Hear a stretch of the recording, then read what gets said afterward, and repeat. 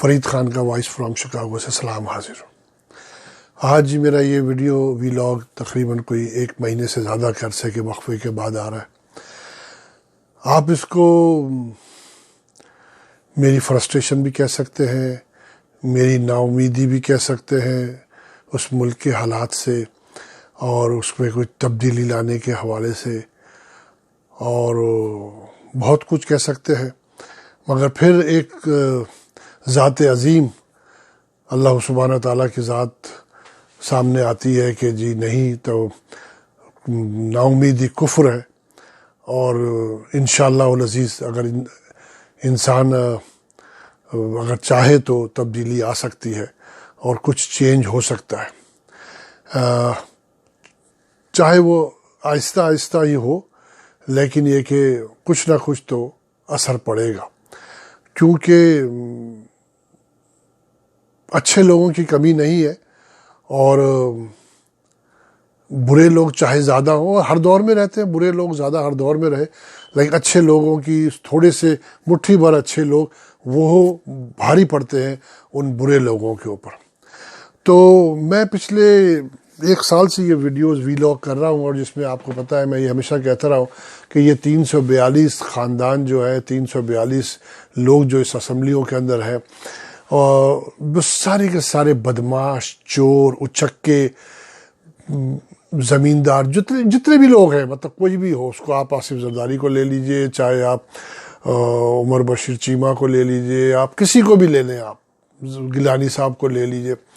تو یہ تمام کے تمام لوگ جو ہے نا، اور اب آپ کو میں یہ جو آج بات کرنا چاہ رہا ہوں سینٹ کے الیکشن کے حوالے سے جو قومی اسمبلی کے اندر ہوا، اور جس پہ حفیظ شیخ کا اور اس کا گیلانی صاحب کا مقابلہ تھا، تو اس کے بعد تو ایسا مجھے لگتا ہے کہ یہ اسمبلیاں جو ہے نا، مجھے کئی دن سے اس بات پہ اکسا رہی ہیں کہ میں لفظ استعمال کروں کہ یہ طوائفوں کا کوٹھا ہے،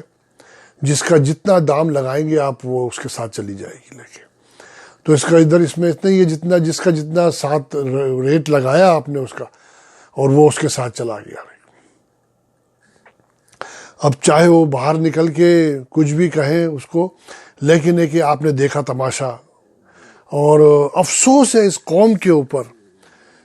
افسوس ہے، صد افسوس ہے کہ اس کے باوجود اتنی مطلب لعنت ملامت کے باوجود، اور دنیا سب کو پتا کہ کس طریقے سے جو نا خریداری ہوئی، اور نہ ہی الیکشن کمیشن کے کان پہ جو رہیں گی، نہ ہی جو ہے نا عدلیہ کے کان پر جو رینگ دی ہے،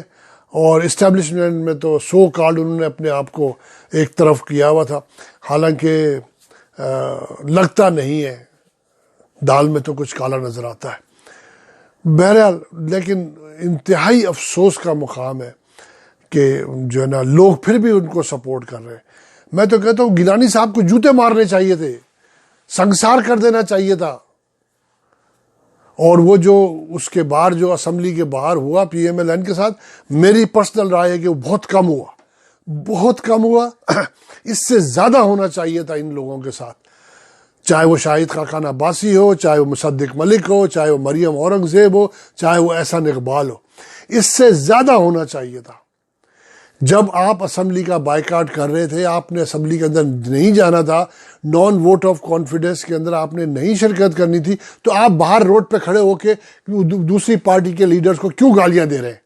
کیوں برا بھلا بول رہے ہیں؟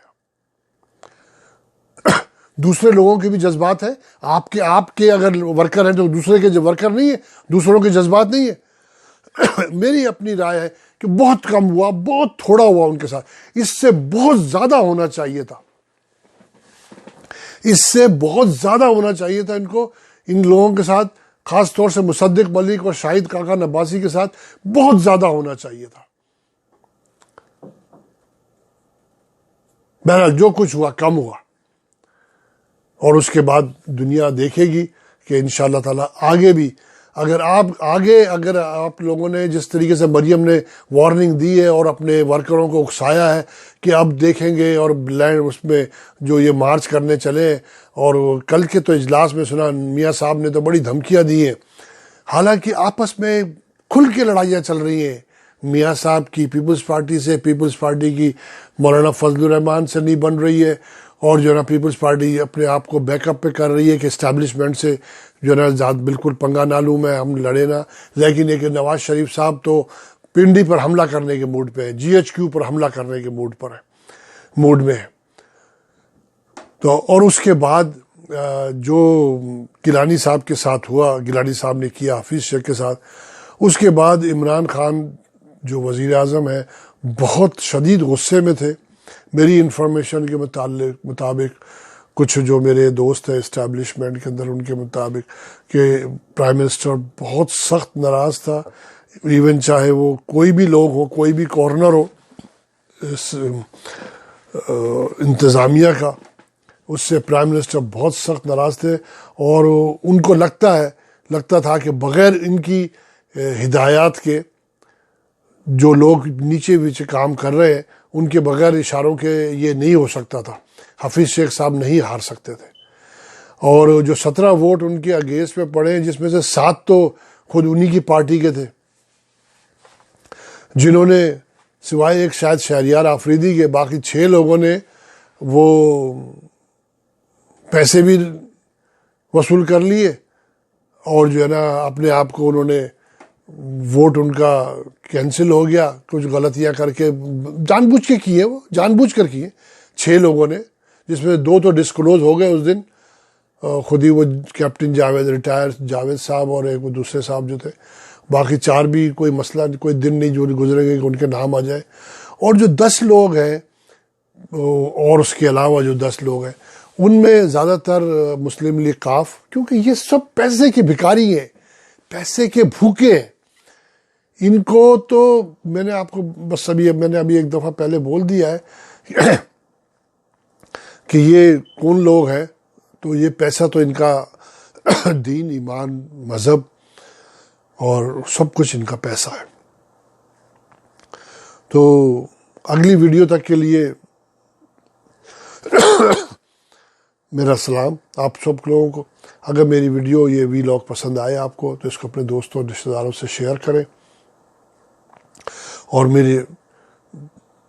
اس میں اگر کوئی چیز بری لگے آپ کو تو اس پہ کمنٹس کریں.